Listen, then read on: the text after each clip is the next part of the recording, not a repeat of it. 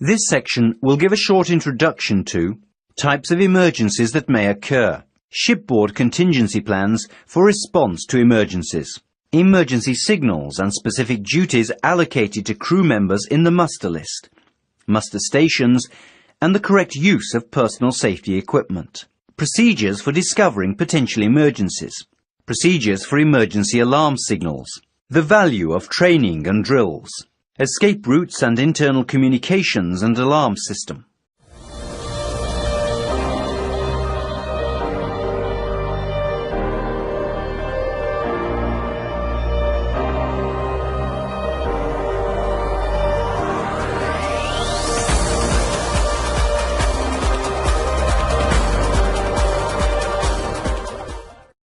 SOLAS, ISM code and MARPOL contain rules and regulations regarding maritime safety.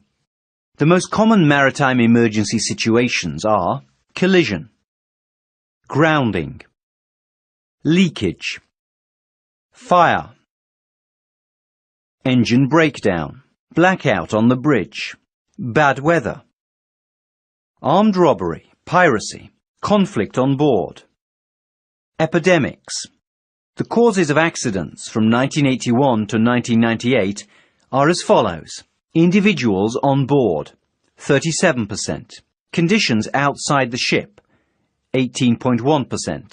Technical failure of equipment or misuse, 14%. Failure to follow up on communication, organization procedures and routines, 12.5%. Treatment or securing of cargo and bunker, 2%. Ship construction, 1.8%. Other causes, 14.3%. The rate and types of accidents from 1981 to 1998 are as follows. Grounding, 41.8%. Collision, 16.7%. Personal injury or death, 10%. Fire or explosion, 9.5%. Contact injury, 5.6%. Pollution, 3.7%. Capsize, stability failure, 2.5%. Leakage, 2.4%.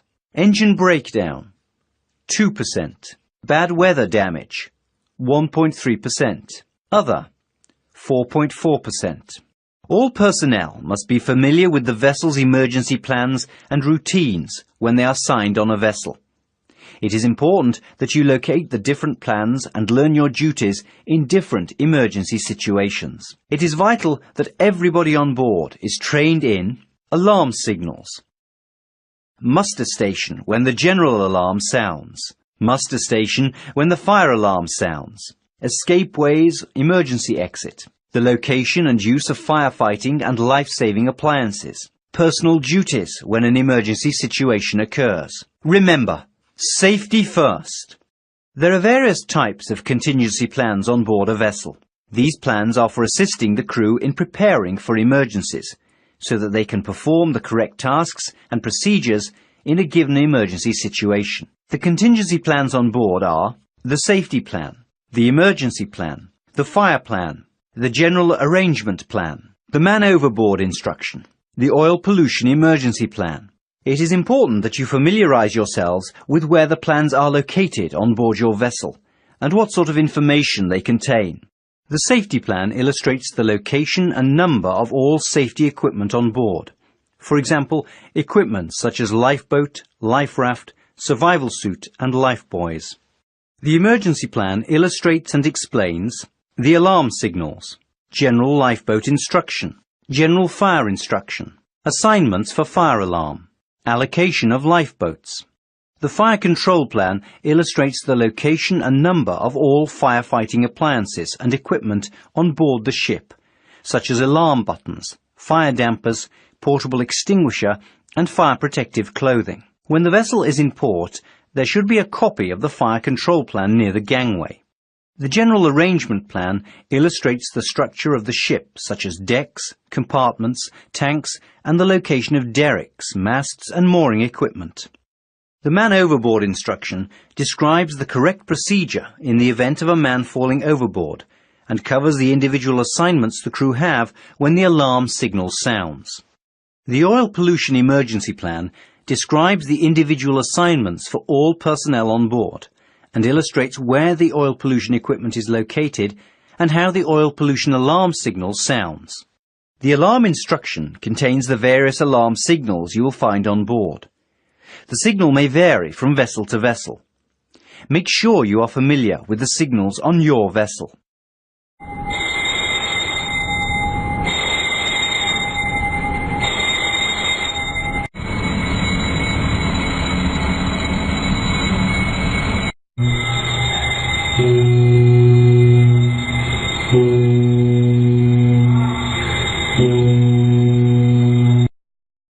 Safety and protection equipment are important factors in personal safety.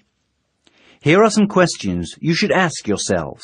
Why do we use safety and protection equipment? How do we use this equipment correctly? When should we use this equipment? Does the person who is going to use the equipment know how to use it? Do we use the correct safety and protection equipment? Information about the various kinds of safety equipment you have available on board and their correct use can be obtained from sources such as instruction manuals, company safety manuals, SOLAS, training and drills, Seagull's CBT number 3, safety equipment. Make sure you are familiar with your vessel's safety and protection equipment. Upon discovering an emergency situation, you should immediately raise the alarm. Depending on the emergency, there are various types of plans for procedures to follow upon discovering a potential emergency. Activate the alarm signal upon detecting fires, no matter how small the fire seems to be. Try to extinguish small fires with extinguishers, blankets, etc. If it is not possible to put out the fire in its first few minutes, close all the ventilation to prevent air from reaching the fire. Do not open doors or hatches from areas where there does not seem to be any smoke, unless wearing fire protection equipment and carrying fire extinguishing equipment. Keep in mind that a smouldering fire may produce invisible toxic gas. Raise the alarm and proceed to muster stations or do as ordered on the vessel's communication system. Follow orders and routines as practiced during drills and as indicated in the Contingency Manual Guidelines and SOPEP. In the event that the emergency alarm signal has been raised, all personnel are to follow company procedures and meet at their muster stations. Upon alarm, it is important that everybody muster as quickly as possible in order to find out if anybody is missing. Report immediately if anyone is missing. If the ship is in port, call the local fire authorities immediately. It is the duty of every member of ship's personnel to know the location of all equipment, hand extinguishers, hoses, and emergency exits. All personnel are to meet at their designated lifeboat, wearing suitable warm clothing. All personnel must wear life jackets prior to preparing lifeboats for launching. Report if anybody is missing. Inform the boat commander when his orders have been carried out. Life rafts must be prepared as in accordance to boat commander's orders. Different types of training and drills are performed on board a vessel. Typical examples of such training and drills are fire, lifeboat and pollution drills, the man overboard exercise, on-the-job training, training for higher rank, computer-based training, service logs and record books, instruction drills.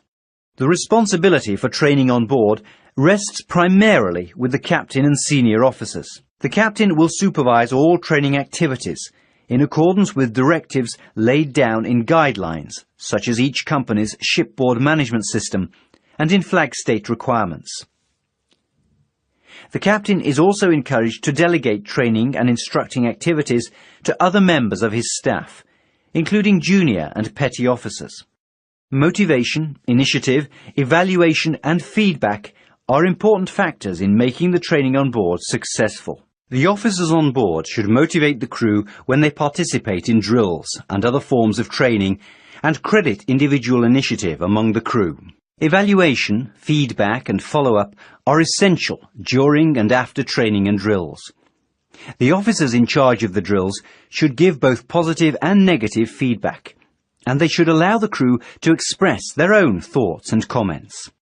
It is important that all personnel on board become familiar with the escape ways or emergency exits immediately after embarkation. The emergency exits should be properly marked in such a way that everyone on board, regardless of nationality, understands the markings and symbols. Here are some examples of IMO symbols related to life-saving appliances and arrangement. During training of new personnel on board, it is important to know the internal communications and alarm systems. Everybody on board should know how the systems work, how to operate them, and where the different systems are located on board the ship.